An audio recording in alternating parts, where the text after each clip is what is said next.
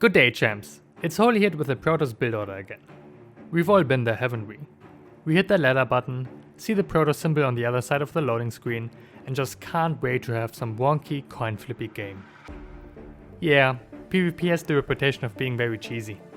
The thing is though, that if you have a solid build that you can follow, it can actually turn into a really nice matchup to play. Of course, the best macro build orders are the ones that could potentially just win you games, right? Even better if it's also super safe and go toe to toe with the best players.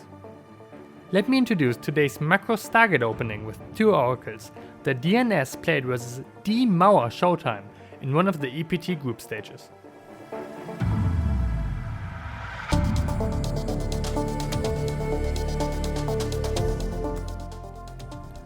As you might know, Showtime is a macro legend, known to defend anything and everything his opponent could throw at him. With DNS being a rather aggressive player, it was going to be interesting to see how his more aggressive opening, the one we talk about today, will work out versus the impenetrable defense of Showtime.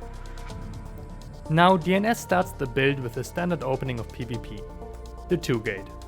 The 2-gate is rather simple, a pylon at 14 supply, and when it finishes the gateway at 16 supply, a chrono boost on your probes and a cheeky probe scout. Then 2 gases at 17 and 18, followed by the second gateway at 19. Cybercore at 21, pylon at 22, and we're good to go. With every 2-gate opening, there will always be the question of what units to get out of them. In the case of this build, we're getting 2 Stalkers first, followed by 2 Adepts. Going for sentries would simply cost too much gas to still go for the Stargate with a decent timing, and the Hallucination Scout is not needed with the Oracle. The Adepts allow us to put some pressure on our opponent as well. Let's talk about what we want to look for with our scouting probe that we send out.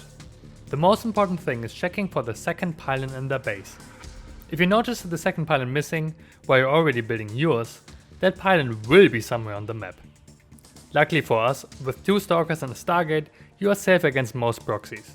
You just have to make sure that you actually find out what it is and react accordingly. Scout around with your 2 Stalkers, you're already scouting probe and the probe that built the third pylon. With 4 scouting units, you should find it in time. With the scouting out of the way, we can continue with the build order itself. Where a lot of 2-gate build orders go into the Nexus fairly early, with the Stargate we want to get our tech up before the Nexus instead. The Stargate should go down at 230 or 29 supply, and the Nexus should go down at 3 or 5. In between that, we get our 2 Adepts right after the 2 Stalkers. Important to note as well is that probe production is cut at 25 probes, or full saturation plus 1 in our base. The probe production will resume when we start our Nexus. As soon as the Stargate is done, we start the Oracle, chrono boost it, and as soon as the 2 Adepts are done, we move across the map for our first little aggression. This push is mostly there to keep our opponent honest, and only potentially get some damage done. With that said, DNS gets super lucky in this game, and manages to get his 2 Adepts in. Unless your opponent's army is already on top of your Adept shades, this is an opportunity you should almost always grab. Showtime here is forced to use precious sentry energy while still losing some probes. Back at home, we start a second Oracle, keep probe production going and get a Twilight Council at 4:15 to start transitioning. DNS also warps in 4 more Adepts in the meantime, to jump on the high sentry count of Showtime together with the 2 Oracles. 4 Adepts one-shot sentries, and together with the 2 Oracles, there's a high chance that the opponent will not have enough anti-air to deal with your harassment.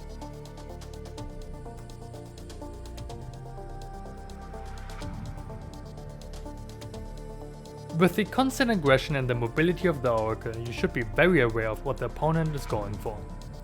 The safety battery of DNS at 525 is a no-brainer, and the Forge, Gateway and 3rd gas at 530 prepare you for a good macro game. The French player follows this up with a 6-minute 3rd and a 6:30 robo. Afterwards, DNS is showing us a safe disruptor transition to prepare for the rest of the game. Charges following Blink and 3 additional gates are added at 7:10 for 6 gateways in total, followed by adding the gases for the incoming tech, a robotics bay and a second robo. Especially on defensive maps, the disruptor transition is really great, as it's a lot easier to get those magical 4 to 6 disruptors to be safe. On the way to those disruptors, batteries and your 2 oracles will help you stay alive against potential all-ins. As long as the 2 oracles are alive, your opponent will be forced to keep stalkers at home, or really go all in. Of course, we all make mistakes, so let's talk about what you should do if things don't go that great. You lost your oracles, lost all of your early game units for minimal damage, or plainly didn't pull the build off as nicely as you wanted to. In general, you can follow the build up to right before the third base very safely. In the case of an all-in, you just have to make sure that you get enough static D, aka batteries up. Now, if you really don't feel safe, you can delay your third base until after the disruptor transition started. Yes, you might be behind against your opponent's third if you miss scout, but think about it this way. Being behind is much better than being dead. And since you're transitioning to disruptors, a comeback is always possible. However, it's important that you also don't underestimate your defensive capabilities with batteries and stasis wards, so make sure you don't play too defensively either. Scouting will be the key. That's it for today's build order.